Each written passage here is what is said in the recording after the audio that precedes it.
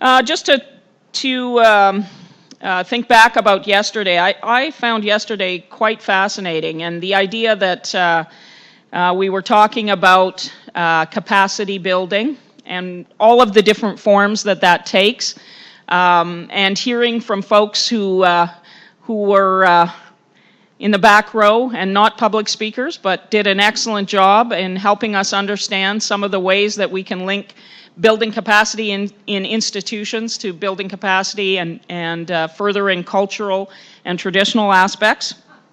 Today we're going to talk about intergovernmental relations. And I think that also came up yesterday, so there's a natural link. How do we build our relationships through governments, through individuals within governments or institutions, and through the institutions themselves? How do we make change that's going to adapt to different perspectives on governance and incorporate them into a newer way of thinking and a newer way of relating to one another? So I'm really looking forward to today and how that's going to play out. I guess the thing that I remember hearing most about, and it stuck with me as well, is it's all about relationships. We can talk about institutions and practices and systems and all the rest of it, but as human beings, at the end of the day, it comes back to some of those relationships that we build. Talked about optimism and pragmatism yesterday and how that's a useful construct as we move forward. And excuse me, I think you may be lucky, I may be losing my voice, so could be the last bit you'll hear from me, I'm not sure. So I think that sets the stage for today and the discussions we're going to have. And it's going to start off with a bang, I think.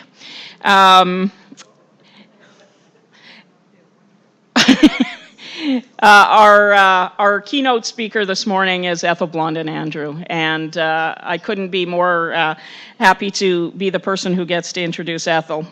She's a Mountain Dene born in Tulita. She speaks her language. She spent her formative years on the land, and she did that until 1959, I'm told, or maybe it was 1979 because she can't have that age. Pretty sure it was 1979. She went to Grolier Hall, a residential school in Inuvik, and she also was an attendant of Grandin College. She's a teacher, so am I.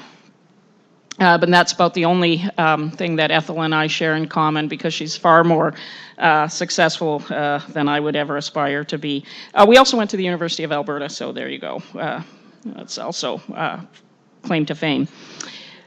She has been a public servant, and she has been a politician.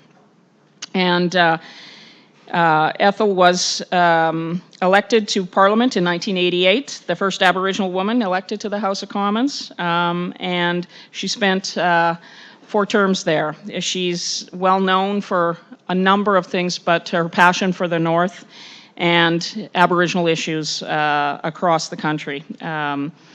And it is my great pleasure to introduce to you Ethel Blondin-Andrew. Thanks, Ethel.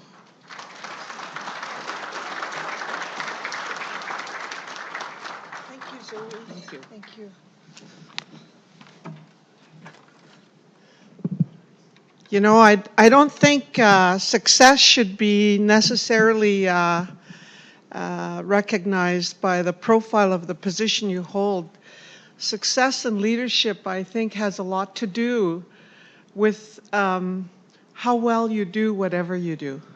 And Zoe, you've done a great job wherever you've been. I remember you chasing around to organize us for Minister Nolt's meetings. And yeah, and it's interesting. It's like governance.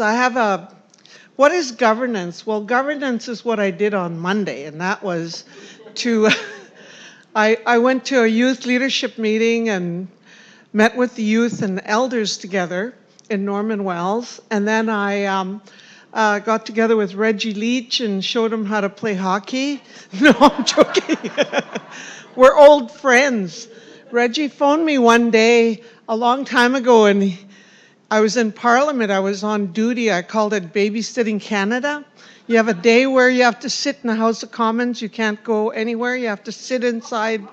So I call it Babysitting Canada. And Reggie Leach phoned me, and I phoned. We've been together with all the Aboriginal hockey players. We gathered them, as old as some of them were, and we worked together. And so when I went back in the house, they said, he's called again. And the guy was really excited because he's a big Reggie Leach fan. Went back out and went back in. We played telephone tag till 6 o'clock, and I said, like, you know, he's a big superstar. So I said, what's happening, Reggie, finally? And he said, it's that honey-do list. You guys out there know what a honey-do list is? Well, it's honey do this, honey do that. It's a list of things that your wife wants you to do. Here's a superstar, and what he has is a honey-do list. So anyways, it was interesting, very inspirational for young people. So it's about young people. The next day I was in Delaney. And in Delaney, we're talking about something essential to our very existence, and that's caribou. I was at the caribou hearing, and you know, I really worked hard at doing something I'm not that good at. I've had to learn, and that's to listen. And I learned so much from the people that spoke. There was a young kid from Norman Wells. He was the only representative from Norman Wells. His name is Jordan Lenny. He got up and he said to the panel, he said, how do you fit in the whole issue of climate change? How do you assess the declining herds of caribou with climate change? Nobody asked that. It was really interesting. And then he asked he asked something about, collars. He said, how do you make collars less harmful and more animal sensitive? So, you know, the young people are really inspirational. And so are the old people. A lot of old people sat there, like just sitting there and listening. And then today we're doing this. We're doing what's called governance. Next week we do self-government. That's what governance is. It's not a plan written by governments where you sit down and you tick off every day what you do. It's actually what happens along, like Zoe said, she stole part of my speech. Anyways, what she said was, what happens when you're doing what you're supposed to be doing in governing. That's what governance is. It's not all planned and it's not all anticipated. The really tough stuff is the thing that will prove how well you govern. It's not the easy go along plans every day. That's just sort of, you go into rote and you just do it. It's the things that are really hard, that you don't anticipate, that are going to be the tough stuff that you really grapple with and you find answers to and you build consensus about. That's what makes governance click along. It is about relationships, and those relationships are not always smooth. They're very stormy. I just want to say something in Dene because my keynote speech says I have to do that.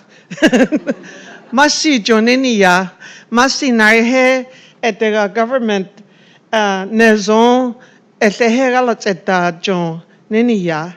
I wish I could do it all in Slavey, but we don't have translation, and it would take us all morning, and I'm not doing that. I appreciate to discuss the experience of the Sahtu, Dene, and Métis with respect to the establishment of the intergovernmental partnerships. No partnerships are perfect, but to think about it, last time I saw Minister Bennett, she said, people have to understand that our relationship is not about a divorce, it's about a marriage. We want to define what it is that makes us work together and be together. All governments in the North require collaboration. That's a big word for getting along together. Aggregation of resources and coordination of efforts is necessary. It's getting worse. I need a dictionary. No, I'm kidding. You deal with the tools of your trade, and you need money, people, you need land. Those are the things that make what they call governing possible. All orders of government, whether they're federal, territorial, First Nations, or local governments, must work together in order to provide effective programs and services for our citizens and effective management of our resources. When we did devolution, we did it on lands and resources. We didn't necessarily do it on, although we do talk about it, we didn't do it on programs and services. That's kind of the implementation part of it. In many ways, collaboration and cooperation was a key objective of the Sahtu, Dene, and Métis when we entered into our modern land claim almost 25 years ago. We wanted to ensure that we were involved in decision-making by the federal and territorial governments when we were making decisions about our lands, resources, decisions about our communities, and ensure those decisions considered our views, perspectives, and concerns. The chiefs and headmen representing the Dene of the Sahtu region entered into Treaty 11 in 1921. Treaty 11 was signed in Fort Norman on July 15, 1921, and Fort Good Hope on July 21, 1921. What's interesting is there's untold stories about the treaty. And when you think about how did our people govern themselves? We had a chief at the time called Chief Albert Wright. And what Chief Albert Wright did was the government came to him and said, we're going to have a treaty. He said, I can't do it without my people, the mountain Dene are in the mountains. So he took his dog pack and his dog and he walked. He walked over into the mountains. Talk about consultation with a big C. Consultation by dog pack. Anyways, he walked over the mountains. They weren't there. They went beaver hunting over. They went over into the Yukon to go with their people. They do intertribal harvesting. And so when they did that, he put posts up every so many kilometers or so many miles. He put posts up and he wrote in syllabics on them that government treaty Najia, that the government's going to do treaty. So he did that all the way to a point on the Keel River. To this day, if you go up that river, and I'm sure some of you have, you'll see that marker, the last post that Chief Albert Wright put there. And what happened was this is also traditional knowledge. How well do they know how they travel on the land? They know all the trails. Because of traditional knowledge, he put them exactly where they were going to come out in the Yukon, and they met up with the first post and followed the posts, and they went back to Toledo, and the treaty wasn't signed without them. It was so critical for him to make sure that they were part of treaty. Now we have all the ways in the world to communicate with each other, and we still don't do consultation right sometimes. This is a lesson for them to learn. This story I've told everywhere that people will listen, because there's no excuse for not consulting and not collaborating properly. So that was in 1921. Although the Dene and Métis signed Treaty 11, we had unresolved differences with respect to the interpretation of Aboriginal and treaty rights. We negotiated Sahtu and Dene Métis comprehensive land claim agreement with the Government of Canada. The land agreement was signed September 6, 1993, and it took legal effect on June 23, 1994. This agreement is a treaty that is protected by Section 35 of the Constitution of Canada. And that is why I'm very, very jealously guard the authority, the jurisdiction, and the power of my people. I tell them, never trade off your power for something that's less. Never give away something for something that's less. I was in government when Sahtu, I gave the speech in the House. Bob Noelter, one of the ministers, asked me to do it. Said, you should give the speech, so I did it when we were doing the final speech on self-government. And what was interesting is the people, there were two conditions that I didn't agree with. One, we didn't have self-government within the claim like the Clinchon do. And two, the extinguishment clause really bothered me. It was not the Sahtu people or the negotiators, it was the government. And it was a conservative government at the time, then it was the Liberal government. The Liberal government, with a lot of pushing from Elijah and myself and others, ended up doing what they call clarity.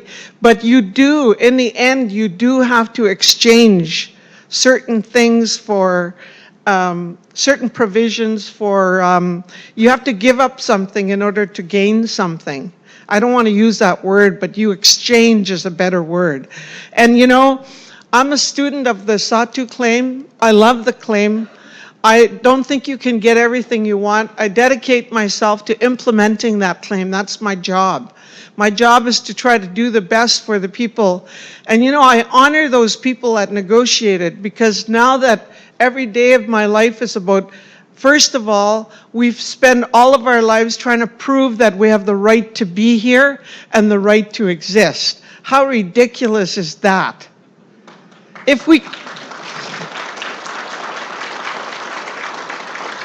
just went and did our job and got the resources we needed, but we fight for every penny and every inch of land and every ounce of authority, we fight for it.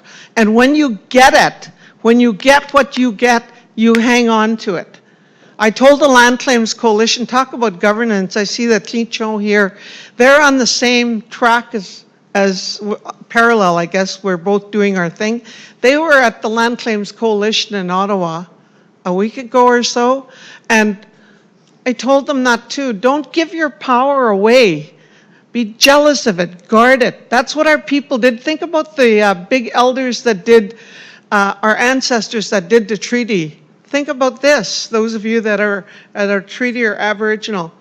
Healthcare, education, and hunting and harvesting. Where did that come from? That came from the genius of those elders that didn't have any formal education. People like Chief Albert Wright. How did they know that education was going to be the most important thing for you people sitting here? I see my colleagues that I've worked with for the last, I hate to say it, 50 years, that are sitting here. And I'm so proud of the way that we've taken those tools and made it work for us. Anyways, I'm giving my speech, not the speech they wanted me to give. The heck with them. Oh my God.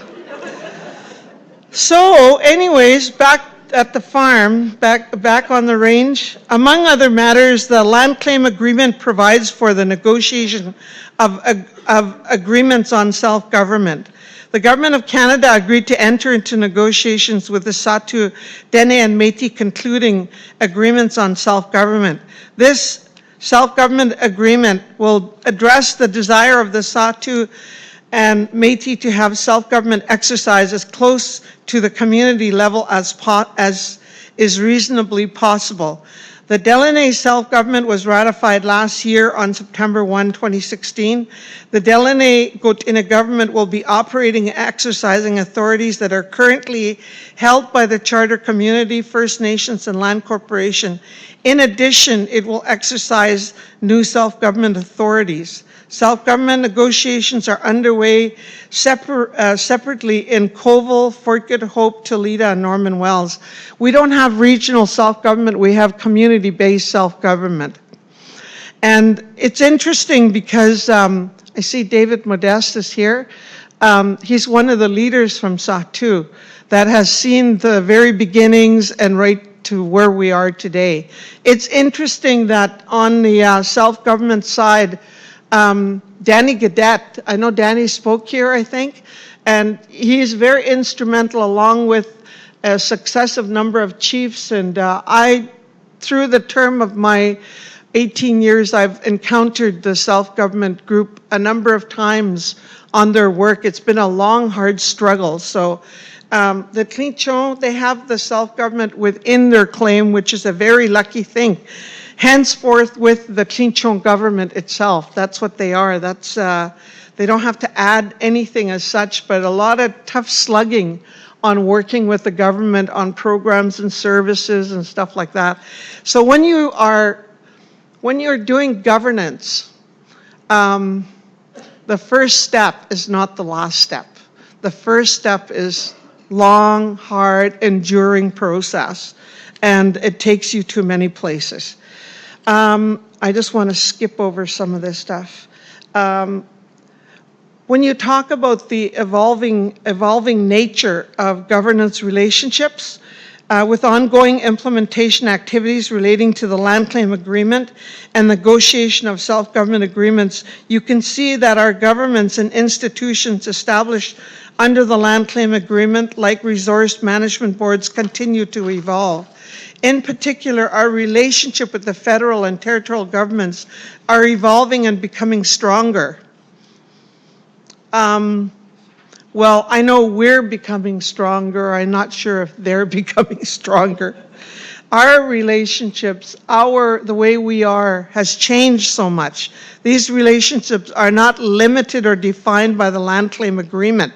Rather, the land claim agreement is now simply the foundation of that relationship. New initiatives are growing that we have are growing that governmental relationship. I don't 100% agree with that, and I'm saying it, but I'll explain it.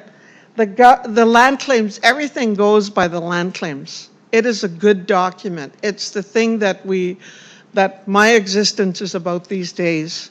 We always have it as a guide. We always refer to it. That's what I mean being a student of the claim. You go to it and you refer to it, you look at it. And it's really important to do that. It's not the be-all, end-all. You have a lot of people out there that are smart, that know how to do self-government. Our people were self-governing before anybody came along with laws and that. They knew how to look after themselves. So you have a traditional leadership mode and all these modern tools. But when you think about it, what's really important is how you deal with people, how you work together, how you plan to go forward. That's what's important. The SSI that I worked for was mandated by the Sahtu, Dene, and Métis to be actively involved in the devolution negotiations in the Northwest Territories. For years, the federal government has been devolving or transferring various powers and responsibilities such as forestry, education, and health. In 2014, Canada, the GNWT, and various Aboriginal groups, including the SSI, signed the devolution agreement. Under the devolution agreement, the GNWT assumed responsibilities for management of lands, oil and gas, minerals, and waters located within the onshore of the GNWT. As you can tell, the offshore is still the domain of the federal government, and that's a really big issue that the Inuvialuit and all of us work on with the federal government.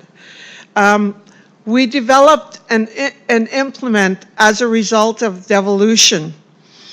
Devolution, signing that is just a start. We still have a lot of unfinished business there.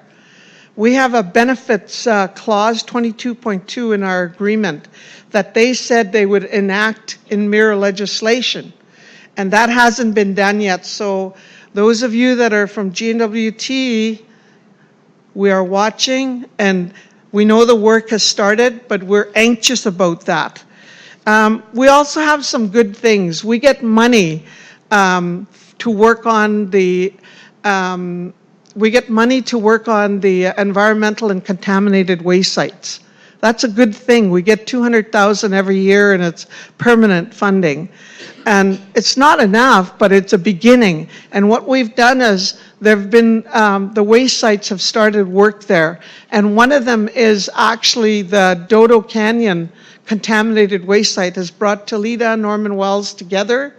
to talk about that. And I have no doubt that Delaney talks about their, in their district, their contaminated waste sites of their own that they talk about. So I'm happy about that because our people work there, our people plan it, our people go out there, and our leadership meets on it. Now, you know, it's interesting. We may not get along with government, but we also don't always get along with each other. That's one of the things that bedevils us, is we all have our ways, we all have our struggles, and we are really strong leadership, so we fight with each other. That's okay. I always tell them, have all your fights in this room. Don't take it out there. That makes us weak. Have your fights here, do what you have to do, but don't take it out there. The next thing is Intergovernmental Council. All key features of the devolution agreement is the establishment of the Intergovernmental Council to allow the public and Aboriginal governments to cooperate and collaborate on matters related to lands and resource management. The Premier and various ministers and elected representatives of the Aboriginal groups, including the SSI, are members of the Intergovernmental Council. When this new government came in, I remember when we had our first meeting, the Premier brought all of his people that were available. And it was huge. It was interesting. We didn't have to beg them to come. There they were. The Council provides an important new opportunity for Northern leaders to cooperate on land and resource management across jurisdictions while respecting the autonomy and authority of each government over its own lands. It was intended to guide the development of the land and resource management after the date that the devolution agreement comes into legal effect. The goal of the Intergovernmental Council is to work together to explore ways to coordinate their respective land and resource management practices, share capacity, and avoid duplication. The Council has specific duties, and I think it's important for you to know this because you have representatives going there. One is to review the land and resource management system of the GNWT and Aboriginal governments. 2 is recommend any proposed changes to management systems. 3 is develop protocols to ensure that land and resource management is consistent with the duties associated with the honor of the Crown, including the duty to consult and where appropriate and accommodate. Provide a forum for information sharing and discussion of the interests of the parties related to significant projects in the NWT. And the last one is any other duties as may be agreed to by the GNWT and Aboriginal governments. The SSI, that leaves us a lot of room to add numbers and do things there. Doesn't prescribe it so. The SSI will receive annual funding to, among other matters, to fund its participation in the Intergovernmental Council. To date, the Council has met twice and has provided instructions to various technical working groups to focus on priority matters and provide information and make recommendations back to the Council. Then we have an MOU that we did between GNWT and the Sahtu, Dene, and Métis. This was signed on June 24th, 2015. That was negotiated as well. The MOU formalizes the government-to-government relationship and allows the party to discuss important regional topics. It intends to promote the growth of the intergovernmental relationship between Sahtu, Dene, and Métis. We have a 5-year MOU with the government between SSI and GNWT. We meet twice a year. We'll be meeting in April again with the Premier, and we already had our first meeting. We talk about capacity development, improving education, regional economic development opportunities, land and resource management, infrastructure, management and development in the Sahtu settlement area. No more will government come and just do what they will. We are there waiting. We are there, we're capable of deciding what it is we want to see happen on our land. But they're welcome to give us money anytime. They're welcome to give us anything anytime, but few free tickets here and there, it doesn't hurt. The cost of travel is so prohibitive, You know, when we do governance, oh my gosh. We get together in our region and it costs us $25,000 for, for a charter to bring all our people and plus additional costs, hotels and everything. The MOU is not intended to displace the direct discussion between Sahtu communities and GNWT. It's intended to promote collaboration and cooperation at a regional level and with respect to the key issues. Last year, the first MOU was held. It was a constructive discussion about regional concerns and priorities. Boy, when you give our people the opportunity to say what they have to say, they say it. There's no holding back.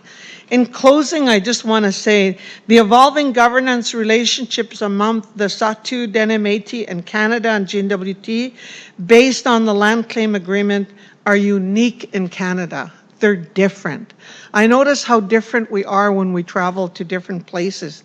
We believe that these evolving relationships will lead to better communication, healthier communities, and stronger economies in the Sahtu. That is the best interests of the NWT residents and all governments in the NWT. However, these efforts for collaboration and cooperation will only be effective if the participating governments are committed and have the necessary political will to work together over the long term and are prepared to work to resolve contentious issues. Otherwise, it is doubtful that any true partnership will be forged, and that would be unfortunate. We have our work cut out for us.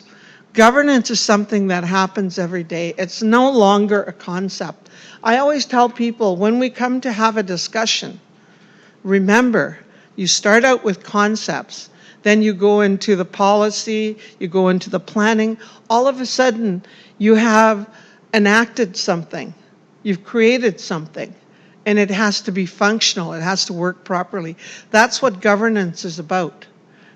Educate your people. We still have a capacity problem. Educate them, direct them, force them. Whatever you do, get them educated.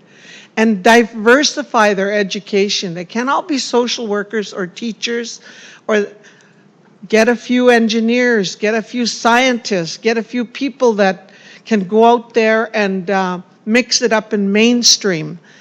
And you know, the more diversified, the more specific you are, the more money you make. I don't care if it takes money to attract them, do it. So I just wish you well. I know you've had a really good conference.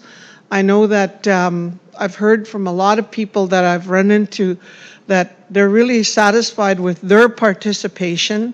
I'm not saying anything about the results because I don't know, but I think it's a good first step. And interesting, I remember in 1990 going into the Pines with the Mohawk when they had the Oka.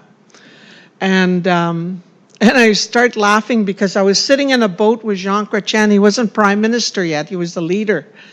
And it was just pouring rain. And Jean-Carl and Jean Chrétien, his assistant, were sitting together. I looked over and I looked at Jean Chrétien. He had cuffs on. He had cuffs on his pants. And his cuffs were just full, just brimming over with water, just full water pouring. And I kind of laughed. I thought, that guy's going to be the Prime Minister. And he's sitting here with us soaking wet like a rat. And his cuffs are just brimming over.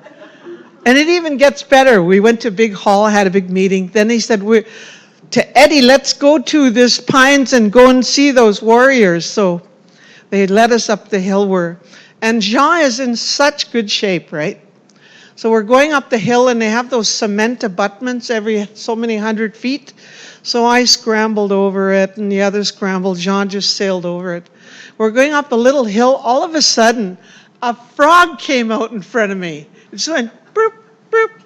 And I looked at it and I said, Prime Minister, I said, Mr. Chrétien, I didn't say Prime Minister, I might have said Prime Minister, I got so excited. There's a frog in front of you. He said, that's okay, I'm one of them. Anyways, What is governance about? Governance about the good, the bad, and the ugly. And you have your good times and you have your celebrations. It's about everything. Don't expect just one thing. And don't expect when you make a plan, be flexible. Be flexible, get out there, mix it up. It's about people, it's about action. And I wish you well. Thank you very much. Merci.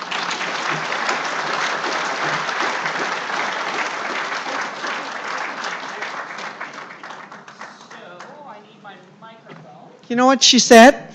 Do you have time to be crucified? I did. It's not quite what I said. Not quite what I said. I was just thinking about this. So what I did say was, do you have time for questions? And she said yes. So that's important. So this is a great opportunity to, you know what, Ethel, I loved your speech and your speech within the speech, but I think it was the speech around the speech that was the best. And hearing from you and your observations, I never tire of that. Folks, we've got probably some folks with microphones back there. Any questions for Ethel?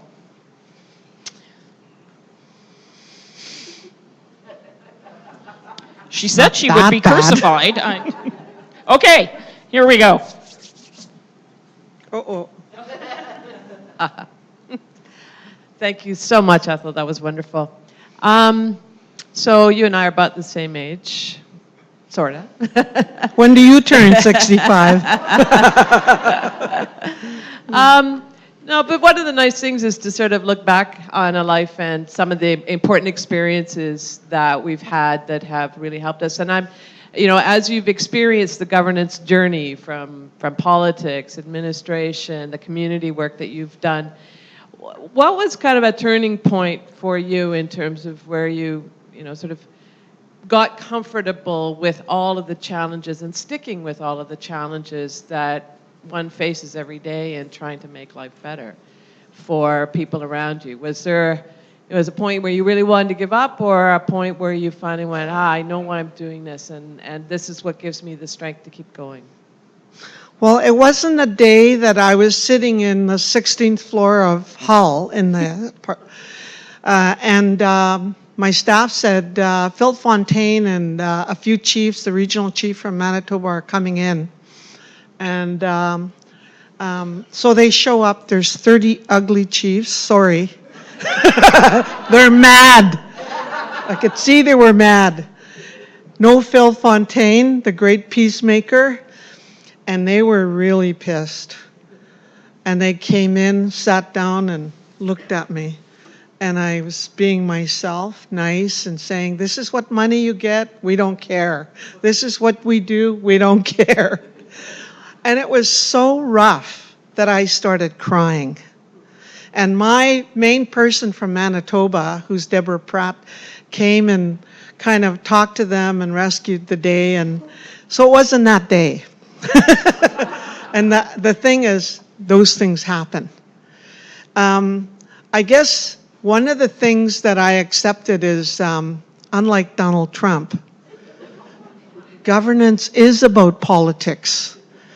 Super Tuesday happened. You are in politics. You know, it's to accept the fact that it will be rough and it will be, but to be fearless. You have to be in leadership fearless. Paralysis by fear will get you. People will have you in their hand if they know you're afraid. If they smell blood and if they know that you're going to fold like a cheap suit, you're dead. Try to have a bit of what your ancestors gave you. Our people were fearless to live on this land.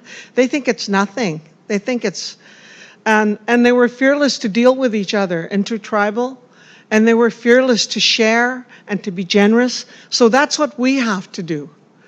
I know that there have been really tense moments for me in politics, but I always tell people, don't kill yourself in the process. Live to fight another day. I thought I heard Hillary Clinton saying that. You have to live to fight another day. I just can't stay away from the Donald. Anyways, but I think you really need to, when you When you know too, you have experience. When you know too, you bring something to the process. If you come to anything, politics, to an executive job or to chief with nothing, you know, people have said to me in politics, oh, when you lose, the speaker told me this, the phone stops ringing. And I said to him, why? I said, why would that happen? That would happen because it didn't ring before, it ain't gonna ring after. So you have to have something. You have to have, you know, you got, they want. I always tell people, someone said they're gonna retire. I think Rena, one of my friends, she retired and I said to her, and I told this to Nellie, don't retire, it's too much work. You work so much. I think Richard Nersu's over there and he's retired. And it's, you know, people, is Richard there? No, it isn't. Sorry, it's my eyes. I'm 65. Almost, not quite. I'm counting the days. I thought I saw Richard over there, but it's not him. Anyways, I think people know when they retired, they get really under pressure to do so many things. But what point? There's no magic moment, Kathy. It's just a combination of you get all kinds of experience, knowledge. Being in politics, the best education I ever had. Holy crap. An education that some of us would be fearful of having. Okay, other questions? One over there in the back there.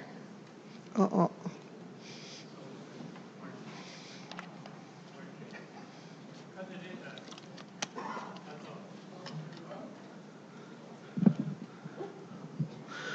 Sejiku le guchadindi, gutliadindi.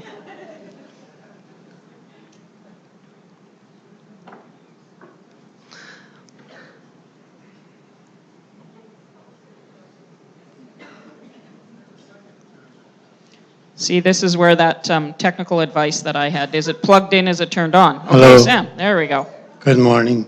Yeah, Ethel, one of the issues that I guess a lot of our people are struggling with is in regard to language and culture.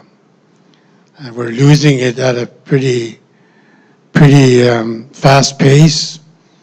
And I'm trying to find some ways or solutions to try to regain that. And it's been difficult, but I know you mentioned a lot about the jurisdictions and that, but how is the Sahtu trying to maybe address that? You mean balance culture with everything else? Not really. Like it's more like we're losing it. We're losing our language and culture. Oh yeah, yeah. And I don't know how others are dealing with it. You know, there was a language workshop in Phoebe Taddy put a language workshop in Norman Wells just recently. Just one little effort, but it was interesting to see the changes that Aboriginal language has confronted. We're saying, like, how do you say internet? How do you say application, like on a computer? So what has happened is our language has come with very traditional, especially if you're an oral language like most of our Dene languages, they're not written. They're written now, but they weren't originally written. They're not meant to be written. That's the way they were. They're full force against television, computers, all the mass media effects. And not only that, we have a lot of people mixing. We have interdialectual meetings, and some of the words are transporting between the different dialects. I mean, it's hard to do it with Gwich'in and Tlinchon, but a lot of Tlinchon words and a lot of Atsalit in it, or Dene Chippewan words are the same as our Dene words. So what is Sahtu doing? We have some money, and I just don't think there's enough done, not just from our perspective, but I noticed that in Delaney especially, the language is strong, but it's a really difficult battle. David would be able to tell you more, that it's not as strong as it used to be, but it's still really strong compared to all the other communities. And how you do that is to work in the language, to have activities in the language, to be on the land. There's no better way to learn your language than on the land. And those combination of experiences are just part of the answer. I think early immersion with children, immersion and language nests, we had those. We called them, you know, Grandma. Grandma was a language nest. Grandpa was a language nest. And we had those things, but those relationships are really different now. I learned my language from my grandmother. I know my grandchildren are not going to learn the language from me because they live in Australia and New Zealand. So they're not going to learn it. So we're losing in different ways because of the speed at which we live and the mass influx of mass media information. And my view is, how do we take that and make it work for us, not against us? What can we do? In Delaney, gee, there's my biases. In Sahtu, what I like to see is a traditional knowledge and language institute of our own. From there, we coordinate all the activities. That's what I want to see. I want to see the activity on the ground. It's not what the government does, it's not what the institutions do that are going to save the language. It's what the parents and what the community does that's going to save the language. So laws aren't going to do it. Laws might have some effect, you know, but it has to be, we have a pretty complex situation up north. But I really think the effort has to come from the community level, has to come from within the first ages when you're young are the best ages to acquire language. That's when you get in there and don't forget. Anyways, sorry Sam, that's all I got. Thank you. That's great. We'll have just one more question. If there's okay. You know what, Ethel, thank you very much. I want to say a couple of things. Just, I know where I was on September 6, 1993. I was in Toledo. And I know where I was on August 25th, 2003. I was in Betchikal. And the idea that someone like me had the opportunity to witness history like that is incredible. I'm not an important person in the process, but I had the opportunity. I got to, you know what I did on September 6th? I ironed the tablecloths for the signing ceremony. What an honor. It was. I contributed my ironing skills. And you know what I contributed on August 25th, 2003? My curtains. I really did. The Prime Minister's office came in and they forgot their backdrop, and I had to go back home and grab the curtains and put it up so that there was a nice backdrop for wonderful people like Ethel to stand in front of. And I did that. But, you know, somebody was there the whole time, and it was Ethel. And I just want to say it's been a great honor to be part of those things, but also to know you. And thank you very much for coming and speaking to us this morning. I want to thank all these people. Keep doing what you're doing. Keep moving ahead. I'm really a big believer in the self-determination of my people. I really think we have immeasurable power. We're fearless, we can do it, and we're smart too. Masi.